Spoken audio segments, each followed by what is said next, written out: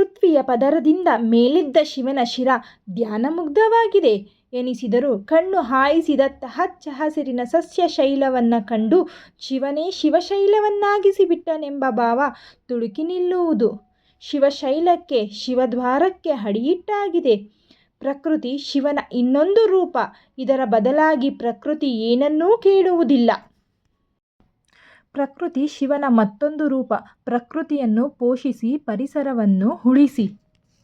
ಈ ಶಿವಶೈಲ ದೇವಸ್ಥಾನವು ಮಂಡ್ಯ ಮತ್ತು ಪಾಂಡವಪುರ ರಸ್ತೆಯಲ್ಲಿರುವ ಬ್ಯಾಡರಹಳ್ಳಿ ಸಮೀಪದಲ್ಲಿರುವ ಪುಟ್ಟಸೋಮನಹಳ್ಳಿಯಲ್ಲಿ ಶಿವಶೈಲ ದೇವಸ್ಥಾನವು ಇದೆ. ಈ ಶಿವಶೈಲ ದೇವಸ್ಥಾನವು ಪ್ರಕೃತಿಯ ಮಡಿಲಲ್ಲಿ ಹಚ್ಚ ಹಸಿರ ನಡುವೆ ಶಿವನೇ ಬಂದು ನೆಲೆಸಿರುವಂತೆ ಕಣ್ಣಿಗೆ ಬಿಂಬವಾಗುತ್ತದೆ.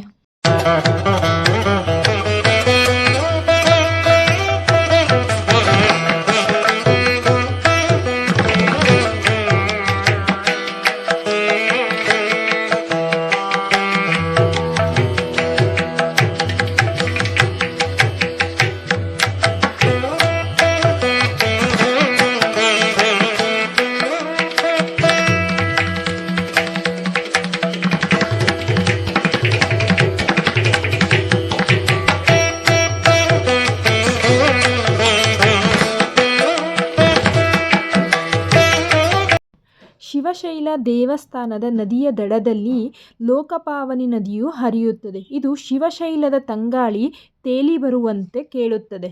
ಇಲ್ಲೊಂದು ಆಲದ ಮರವಿದೆ. ಈ ಆಲದ ಮರ ಸುಮಾರು 500 ವರ್ಷಗಳ ಇತಿಹಾಸವನ್ನು ಹೊಂದಿದೆ.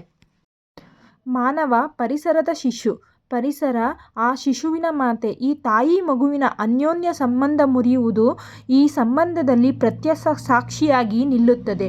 ಜ್ಞಾನ, ಆಧ್ಯಾತ್ಮ ಮತ್ತು ಮೋಕ್ಷ ಈ 3 ಸಂಗಮಗಳ ಪ್ರತ್ಯೇಕ ಶಿವಶೈಲ ದೇವಸ್ಥಾನವಾಗಿದೆ.